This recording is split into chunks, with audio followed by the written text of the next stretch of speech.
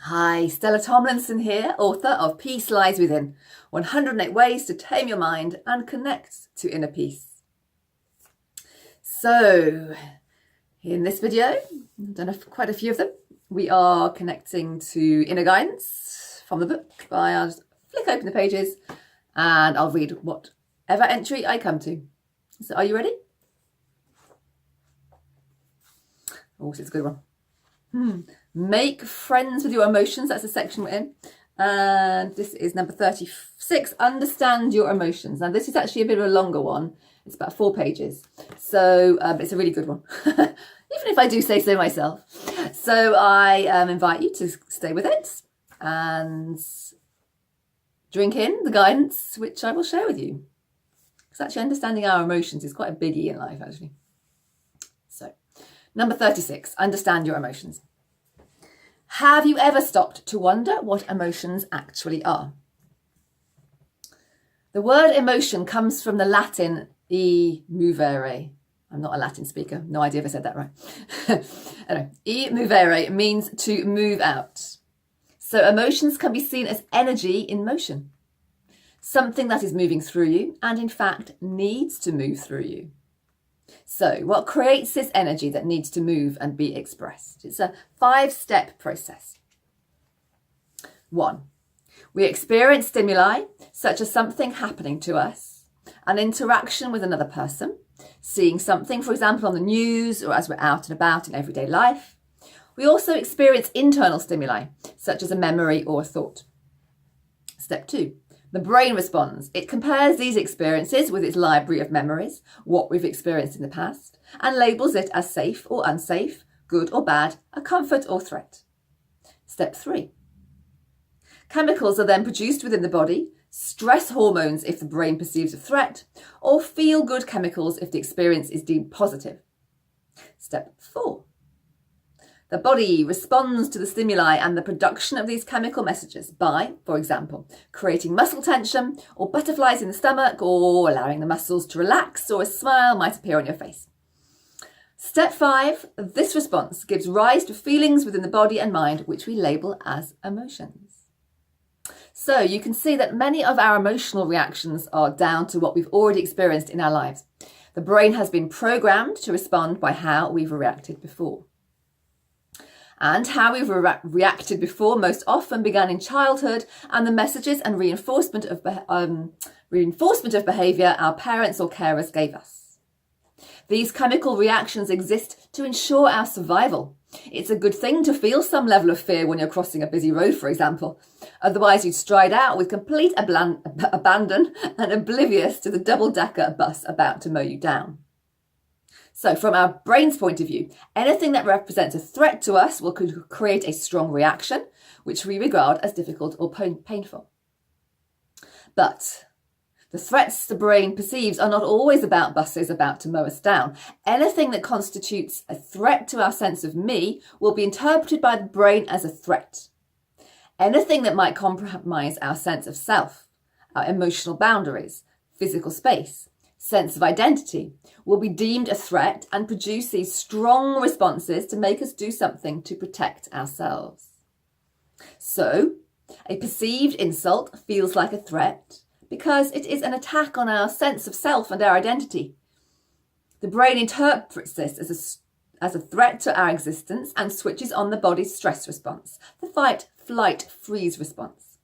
This response leads to tension and a pounding heartbeat that may flip into anger or trigger feelings of low self-esteem or a toxic combination of both. And the more we experience this, the stronger the reactions become, because we're training and programming our brain to respond to insults with stress and thoughts that question our self-esteem. However, these chemical reactions are designed to provide us with enough energy to deal with a threat. Nervous system-wise, we're still using an ancient operating system that evolved thousands of years ago to deal with the real threats of wild animals or attacks by other tribes. The stress response back then would literally be life-saving. Trouble is, the threats around us today are directed more towards our sense of self than to us physically. But our brain and nervous system have not evolved to know the difference, and they respond the same way and with the same intensity whether the threat is towards the sense of self or towards the physical body. So, a negative comment or insult will evoke more or less the same response as would a lion on the attack. Fight or flee or play dead. And while fighting or running away helps to discharge the stress chemicals running through our bodily systems, in modern life we usually have to put up and shut up. So those chemicals linger in the body, lodging themselves in our cells, in our spines, joints, muscles, and internal organs, building up an inner landscape of emotional toxicity and training our brains to expect more of the same each time we're triggered. Oh, humans, we're a complicated lot, aren't we? Now, maybe you think that because your emotional reactions have been learned and reinforced every day of your life, that you're stuck on your own roller coaster and its vertiginous ups and downs. You've always been a person who worries or gets frustrated or angry. You feel like you've always had low self-esteem, so you're stuck that way. Well, I'm delighted to tell you that while your frenemy, the brain, is a sucker for reacting as it's always done, it also has an amazing capacity to change, to be reprogrammed. It is mightily adaptable. So while you may habitually fret and worry and doubt and get angry, you can, in fact, rewire your brain to react and feel differently. Each time you learn something new, or as you become aware of your habits and begin to choose a different reaction to a stimulus, you're creating new neural pathways. Each time you decide to let go of the feelings of anger or resentment or confusion and consciously focus on feelings of acceptance, gratitude or joy, you're building new pathways in the brain.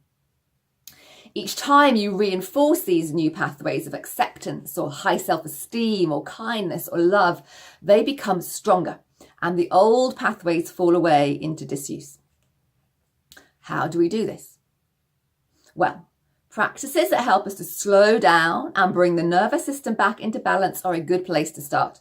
Going for walks and taking in our surroundings, relaxing activities you enjoy, mindfulness, yoga, relaxation and meditation. They all help us to slow down, breathe, relax, and come out of the stress response and into a greater feeling of equilibrium.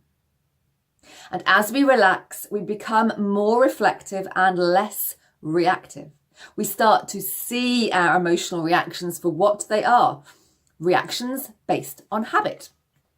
We can reflect on how we'd rather choose to feel and consciously choose to release the anger and choose peace instead. So, next time you're on that runaway roller coaster, remember that actually you are in charge. You can tame your mind and choose how you feel instead. So, hopefully that helps. Just actually understanding what's going on in the body, in the mind, with emotional reactions, I find really, really empowering. So, I'd like to leave you with this mind-taming peace mantra. I understand where my emotions come from.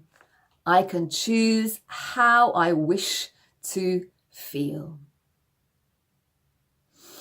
So thanks for sticking with this to the end. It's a bit of a longer one of these videos. I'd love to know how that landed with you, how you get on, your perspective on this in the comments below. And until next time, just know that you are not stuck on that roller coaster. You can step off and breathe and choose how to feel. So peaceful blessings to you.